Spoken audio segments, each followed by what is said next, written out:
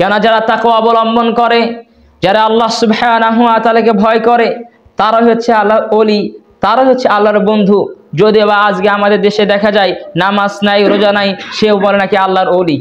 দেখেন না মাজারে শরীরে কোনো কাপড় নেই, উলঙ্গ কাপড়, সেও নাকি আল্লাহর ওলি, সেও নাকি আল্লাহর ওলি। নাউযুবিল্লাহ। আচ্ছা, আল্লাহ সুবহানাহু ওয়া তাআলা বলেছেন আল্লাহর ওলি বা আল্লাহর বন্ধু কারা? আল্লাহ সুবহানাহু ওয়া তাআলা বলেছেন আলা ইন্না আউলিয়া আল্লাহি লা খাউফুন আলাইহিম ওয়া লাহুম ইয়াহজানুন আল্লাযীনা আমানু ওয়া কানু ইয়াত্তাকুন। নিশ্চয়ই আল্লাহর ওলি বা আল্লাহর বন্ধু যে তারাই যারা আল্লাহ সুবহানাহু ওয়া তাআলা ঈমান আনে এবং আল্লাহ সুবহানাহু ওয়া তাআলাকে ভয় করে।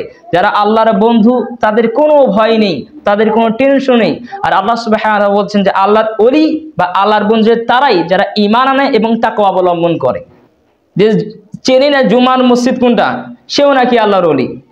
গাঁজা খায়, শরীরে কোনো কাপড় নাই, উলঙ্গ থাকে, সেও নাকি আল্লাহর ওলি।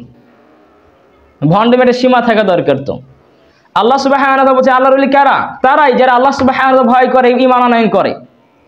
তো সেজন্য আল্লাহর বন্ধু হতে হলে, আল্লাহর ওলি হতে হলে অবশ্যই আল্লাহ সুবহানাহু ওয়া তাআলা বিশ্বাস করতে হবে এবং তাকওয়া অবলম্বন করতে হবে। তাকওয়া অবলম্বন করা ছাড়া কখনোই আল্লাহ সুবহানাহু ওয়া তাআলার নৈকট্য অর্জন করা যায় না, কখনোই আল্লাহ সুবহানাহু ওয়া তাআলার প্রিয় বান্দা হওয়া যায় না।